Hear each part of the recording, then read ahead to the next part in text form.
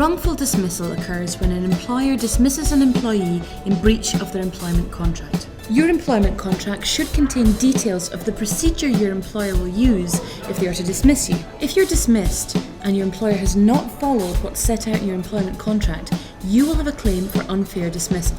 The most common example of wrongful dismissal is where an employer has not given an employee the correct amount of notice of their dismissal.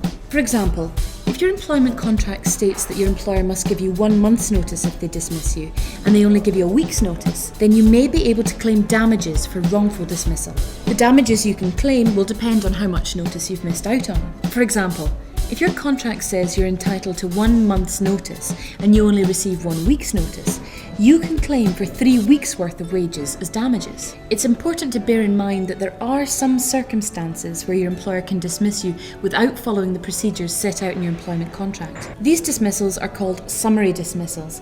You can be summarily dismissed if you're guilty of a gross breach of contract or if you're guilty of gross misconduct. You should be made aware of the conduct that will lead to summary dismissal by your employer. They will list such conduct either in the employee handbook or in the employment contract itself. Examples of gross misconduct include violent or aggressive behaviour and theft. If you've been summarily dismissed, you may not be entitled to payment in lieu. Wrongful dismissal is basically a breach of contract claim.